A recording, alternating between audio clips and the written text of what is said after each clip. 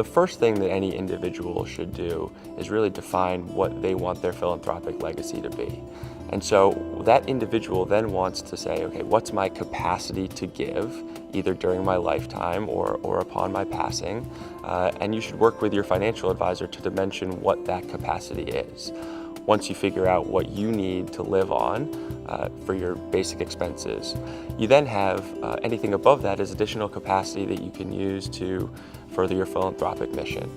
We work with our clients to help dimension what that amount is, but then it's figuring out of the assets that you have and the intent that you have, what's the best way to accomplish the mission and further the organization's mission that you care so deeply about. Direct gift is when you give a fixed amount of money or an asset to a charity. And that can either be cash, appreciated stock, really a whole host of options. We recommend to our clients, and something for all clients to think about is, rather than gift cash, if you can, gift an asset that's appreciated in value, such as stocks. Stocks like Amazon, Nike, Starbucks have all gone up significantly in value over the past few years and are great places to look for giving gifts. The reason why you want to give a stock instead of giving cash is that you get the same tax benefit on your own personal income tax returns, but when you gift appreciated securities, you gift that tax liability to the organization. But because they're a public charity, they don't have to pay capital gains when they sell it. So there's an economic benefit to both you and the charity of thinking about gifting appreciated stock as opposed to gifting cash. A charitable IRA rollover is another tax-efficient way to give to a charity. If you're older than 70 and a half and you have an IRA, you know that you have to distribute a certain amount from that IRA to yourself every year in the form of a required minimum distribution. The IRS requires that. One thing that you can think about is, rather than distribute that money to yourself, if you're philanthropically inclined, give some of that required minimum distribution directly to the charity. You avoid paying ordinary income taxes on that distribution, and the charity still gets the same full benefit. Donor-advised funds are a great way for individuals to fulfill their philanthropic mission. A donor-advised fund is a public charity itself, where the individual gifts to a donor-advised fund either stock, appreciated securities, real estate, cash, etc. Even Bitcoin today can be accepted by many donor-advised funds.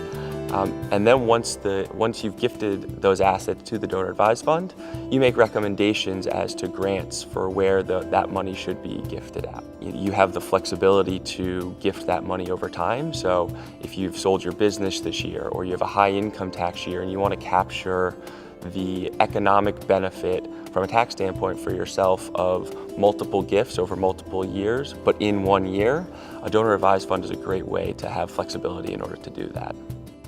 Bequests are a great way to fulfill your philanthropic mission at the end of your life. One of the benefits of bequests are that you write them into your will or your trust and estate plan, and when you pass, the money that you've earmarked to go to the charity passes tax-free to the charity. You have flexibility during your life to spend money as you need it for your living expenses, for annual gifts, etc. But you know, and the charity knows, that there's going to be a sizable contribution at the end of your life. A great way to leave a lasting legacy. A charitable lead annuity trust is what we consider a partially philanthropic strategy, and that's because there's a philanthropic component as well as an income component. In a charitable lead annuity trust, you donate an asset to a trust that you structured with your trust and estate professional, and the charity receives, over the term of the trust, a fixed amount each year. And then at the end of the term of the trust, whatever's left in there, you get back to yourself or to your named beneficiaries. There are a lot of tax benefits, and it's complicated in terms of how and why, but it's something that if you have philanthropic intent and an appreciated asset, something that you should discuss with your trust and estate professional to see if it's right for you. A charitable remainder trust is another great partially philanthropic strategy. What you do is create a charitable remainder trust, and that can be structured one of two ways, either as a CRUT, a charitable remainder unitrust, or a CRAT, which is a charitable remainder annuity trust. In both cases, they work essentially the same way. You donate assets to this trust, and you either receive a percentage of the value of that trust each year or a fixed amount each year. And at the end of the trust term or at the end of your life, what's remaining in the trust goes tax-free to the organization that you've chosen. It's another great way to think about if you have a highly appreciated asset that you're concerned about paying capital gains tax on, it's a good way to defer that and make a more economically sensible gift to an organization that you're passionate about.